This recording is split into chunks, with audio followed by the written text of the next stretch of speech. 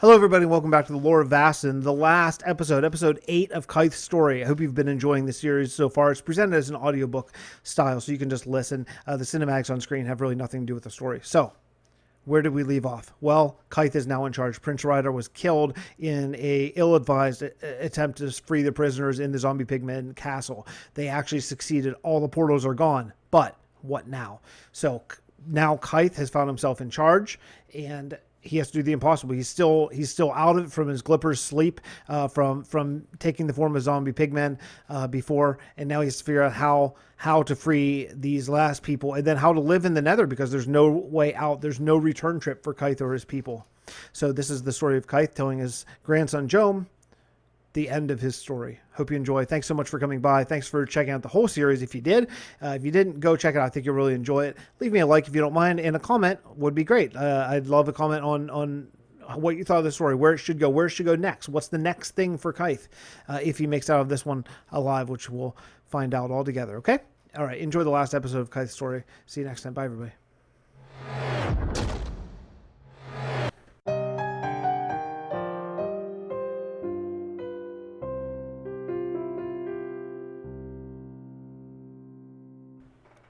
Okay, Pa, I'm sorry. This is a great story, but now you're pulling my leg. Your plan was to take on the whole zombie pigman army alone? Jome asked. The pair were walking slower now, the sun starting to set. The day had been a long one. I don't think we'll make it after all. Kyth laughed to himself. You know, in my younger days, I could have made this in half a day instead of 3. Sure, back when you were taking out our whole armies alone? Kyth eyed his descendant. Are you doubting my story, Jome? The boy paused. I want to believe it. I mean, I saw what you did to those pillagers, but a whole army? It just seems... Let's camp here. We'll need fire tonight. Kyth interrupted. I want to finish this story before we arrive at Castle Caraway. You need to hear it all. I wonder if he's been moving slowly on purpose, Jome wondered, but said nothing. Unslinging his pack, Kyth led the boy a short bit off the road and gestured to a small clearing in the trees. The two made camp, lighting a fire and cooking a pig Kyth shot nearby. The night was a cool autumn evening and the wind had a chill. Jome moved closer to the fire and Kyth took a breath. I sent the army into the newly discovered tunnels right away. They would need time to scout around and find the best spots to trap with our TNT. We brought as much as we had remaining, but the initial digging of the base had used a good bit. I gathered all my remaining iron, gold, redstone, and diamond and began my glyphs. The way glyphs work generally is in layers. The more powerful and skilled one is, it can allow a fully trained druid to add layer on layer, lengthening and strengthening the amount that he can pull on that rune. Gaby was a powerful con and could do up to 4 layers of emerald. I could do 6 of each and even 7 to redstone. I didn't even know if I could pull 7 layers, but we were out of options. Pulling my Drew shirt on tightly, I said my goodbyes to my friends and took off at a run, pulling lightly on my gold rune to give me extra agility and speed. The Nether is so rocky many times I would have to leap 3 to 4 meters at a time to keep the pace up and avoid lava or a severe drop. It only took a short amount of time until the castle came into view. The only remaining Enderium solution I was carrying was a bone fragment from the pigmen and some lapis. This was it. I had no more reserves. I crawled up to the highest peak that overlooked the castle below and pulled my elytra out of my pack. Honestly, I have always hated the things. I've known as many people to fall out of the sky wearing them than land safely, but, well, this was our best chance. I leapt off the peak and opened my elytra. The plan was to simply glide in and land lightly on the very top of a castle, sailing silently over the heads of unsuspecting pigmen below. But as I said, I hate elytras and haven't used them often. I underjudged my glide and was dropping far too quickly. Damn it all, I muttered and pulled free a firework rocket. I had no choice. The wall was fast approaching, so I pulled the string, setting it off. The sheer speed I was propelled forward was shocking. I was barely able to pull up and avoid the ridge of a castle wall. Turning slowly in the sky, I had gained enough altitude I could touch down on top, but the damage had been done. The pigmen heard the rocket. Looking down, I could see more than a dozen pigmen standing on the ground, pointing and grunting their strange language to each other. Though the top of that particular tower was, as of yet, still empty, I would have company soon. I landed and activated my diamond, iron, and gold glyphs. Ripping off my elytra and pulling on my green leather armor over my Drew shirt, I heard the first pigman burst through the door. In a smooth motion, I drew my sword and cut off its head.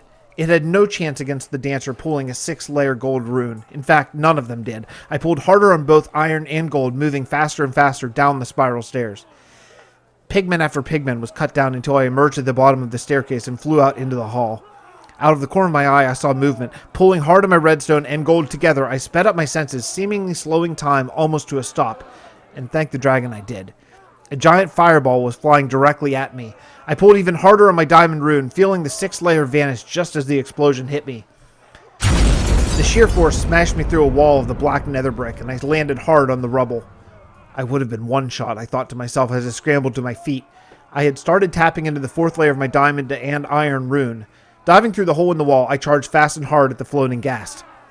Slicing through the creature is one of the most odd experiences I've ever had, even to this day. My sword cut through it, but it was like moving through mud on the outer layers. Though my first strike didn't end it, my second did. It made an unholy dying sound as it lost its form, collapsing into a disgusting puddle of goo. I stood, wiped off my sword, and continued my search. I'm told my entire attack only lasted a few minutes. Time, you see, is so difficult to feel when golden glipping.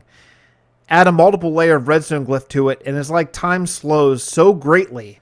Seconds can stretch to minutes, and minutes to hours. After the ghast encounter, I decided this fight needed to end quickly, so I pulled hard on my glyphs and ran. The stories people tell of my solo castle attack have grown somewhat exaggerated over my life, but the dead pigmen and blazes did number in the hundreds. By the time I led our prisoners out of the nether castle and across the barren landscape in our invasion base, the soldiers from the tunnels were returning as well. The tunnel plan actually went off without a hitch. The pigmen army had no idea we had discovered their tunnel network and walked directly into our trap. The TNT exploded, timed expertly by General Ward, destroying their entire army under endless netherrack and lava. I had saved 187 humans, mostly women and children, and 46 of my soldiers remained. No pigmen, blaze, or ghast was left alive to know who led the attack and where we disappeared to. We cleared out all the bodies, being thorough to leave no trace of humans in the nether, in the castle, or in the underground tunnels. Taking all the supplies, what piglin beasts we could wrangle, and any food and weapons we could find, we dug deeper yet underground. We lived there just within a few hundred blocks of the pigman castle, hidden underground, building, digging, growing crops, breeding our livestock, training our people for just over 50 years. Surprisingly, it was a good life. Our underground city flourished, and though we didn't ever intend to start families, with so many civilians, the inevitable happened. It wasn't long until our little civilization of 233 souls became nearly 400. We kept digging. About 8 years ago, our scouts returned with the word that we had been dreading for all of our lives. A new portal had opened.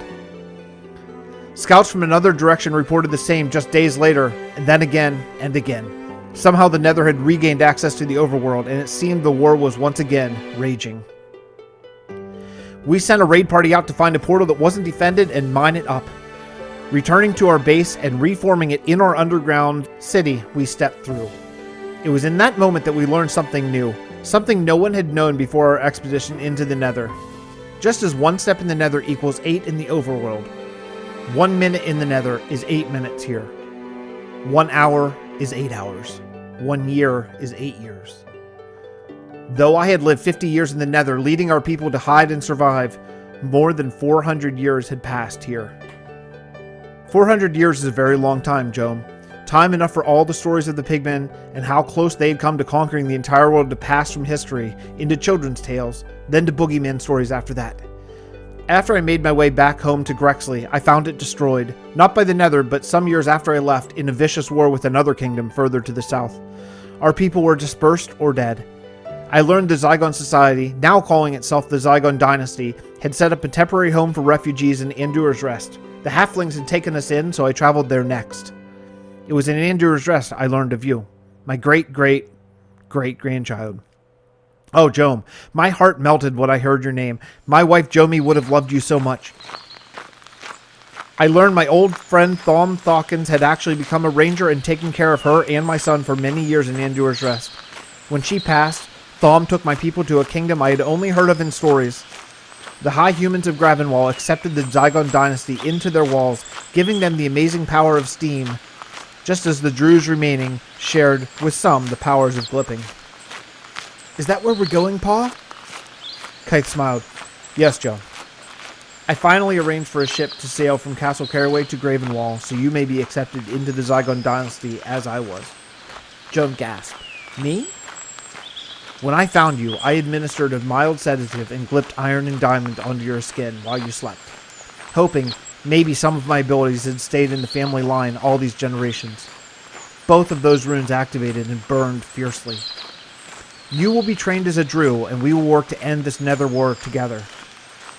Come, Kyth smiled as his descendant. Castle Caraway is just over the ridge, if I remember correctly. The old man and the boy continued down the road.